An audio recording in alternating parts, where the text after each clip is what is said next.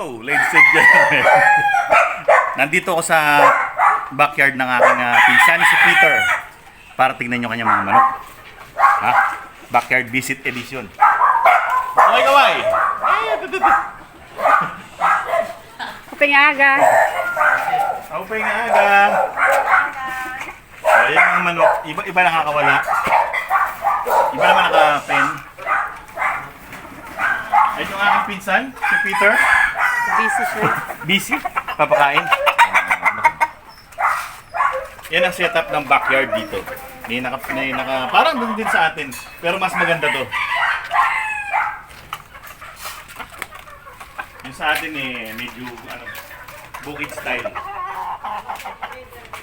Oh, backyard breeder. Ayun mga fly pens para sa mga tandang. Pero ginagamit din para sa breeding. Yes. Convertible. Puti pa rin manok mo Dito naman yung mga naka-cord. Tapos gumagamit ng ganito. Oh, di ba? Hindi mapupulupot yung manok kasi hindi nasasabit yung tali kasi madulas. Tapos mababa lang. Ganda. Oh, di ba? Ganyan yung setup sa mga backyard talaga. Talagang backyard lang talaga yung kasi ito yung bahay. space. Oh, yan ang bahay. Actually, yun yung bahay ni Pinsan Peter. Yan. Ayun si Lito. Petron. Ito yung kay Pinsan Norman naman to. Pinsan Norman. Puti yung manok niyan Oh, puti. Oh.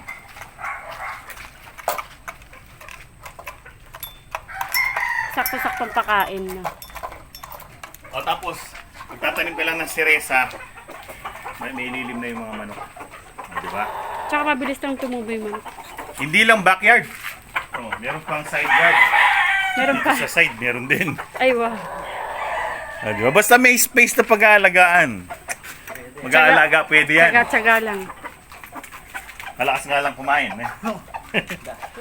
Magastos. Masaya naman. Masaya nga lang. Yun ang importante doon. Kahit may konting gastos, may stress reliever ka naman. May pagkain nila na. Ano yun? Napapakamsan? Enertone. Ang kay pinsan Enertone. Saan mas masustansya? Duck pellets. Pang-adobo lang yun, syempre. Oo. Ayan na setup may mga scratch pen para sa mga minsan nilalagyan ng babae dumalaga. Tapos yung mga growing stags. Minsan yung iba naman pinapawalan. Siguro alternate. Minsan naka-pen, minsan naka Tapos hindi lang manok. Meron din kalapate yun. May kalapati sila doon. Di ba? Yeah.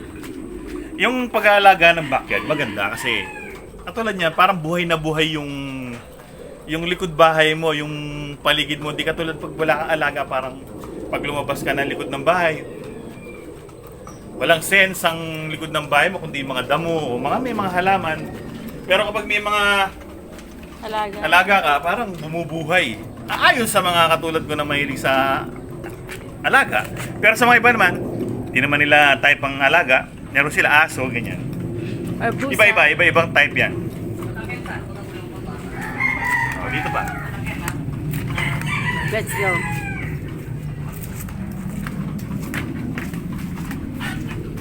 See.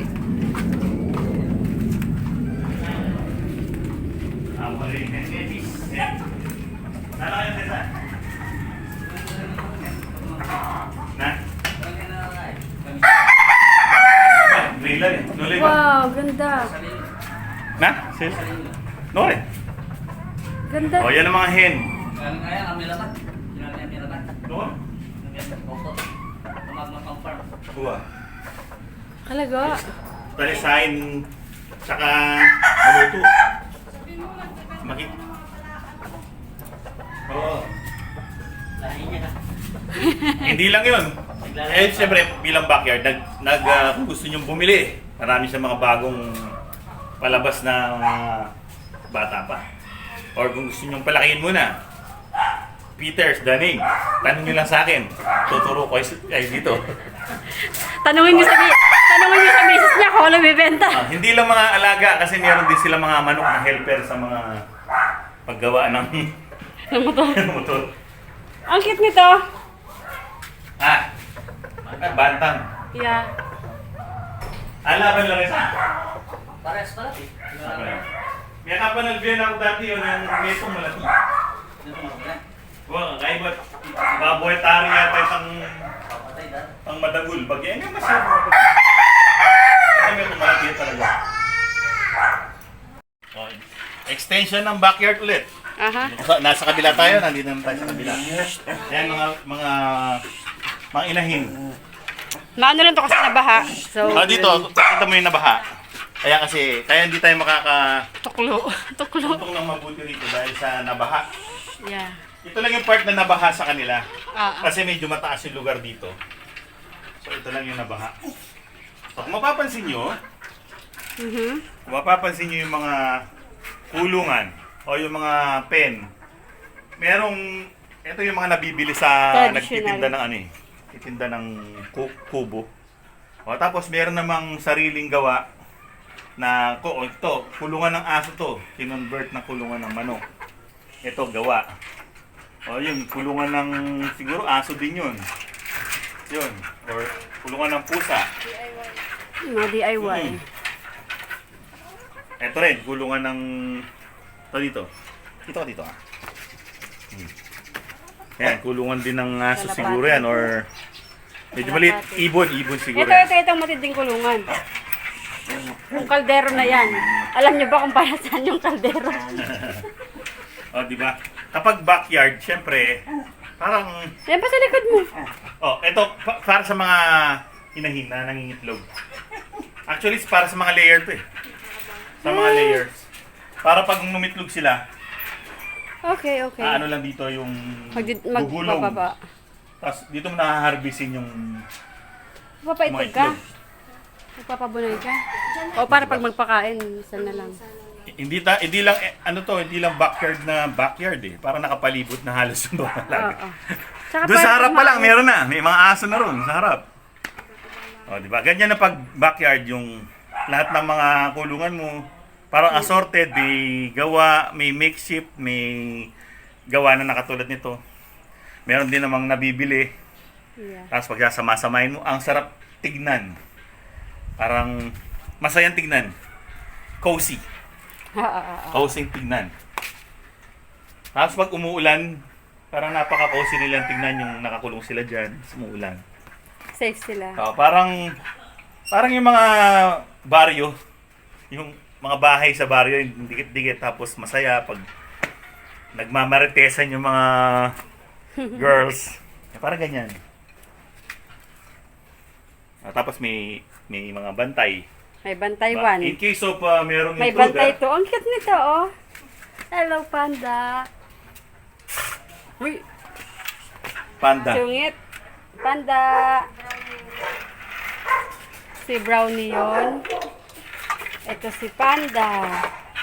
Ngayon, kahit maliit yung space, basta, syempre, i-organize mo yung mga alaga mo. Meron ka ng court area, Oh, di ba? May breeding area ka pa. Di ba? yeah. Basta, di ba, i-space mo lang mabuti na hindi mag-aabutan yung mga alaga. Lalo Katulad yung nung mga- mga nakatali, siguro ang mga tali nito nasa mga 3 feet, 2.5. Tulad nito. Siguro ano to? 2.5. Yeah. 2.5 feet, meron ka nang Gala. nakakagalang manok nakakapasok sa kanyang tipi kapag umuulan. I-discuss mo yung kanyang Nakakahapon. taga-ikot. O ito, Ginamit yung tubo. PVC Yeah. na blue. Para hindi napupulupot. Kapag hindi rin siya nasasabit kasi dudulas yan. At the same time, umiikot din to. Kapag gumanon siya, o di ba? Oh, ulit. Kapag gumanon siya, dito siya tumalon, di ba, sasabit yan. Aha. Pero dudulas lang. Oh, kagaling. Kasi nga dahil sa madulas lang, naka-curve yung kanyang hapunan. Well, kita nyo naman ang backyard na small space na nandito yung cord area, breeding area, tapos nakapen naman yung mga babae doon, tsaka dito sa kabila. Yan ang aming backyard visit ngayon sa aming pinsan. Huwag yung kalimutan, nagbebenta rin siya, no? Nagbebenta rin siya. Kung gusto nyong mag-inquire, pwede kayong mag-comment sa comment section down below. Tapos na ang aking pagbisita sa backyard ng aking pinsan na si Peter. So, maraming salamat. San? Bye-bye! Bye! Paalam!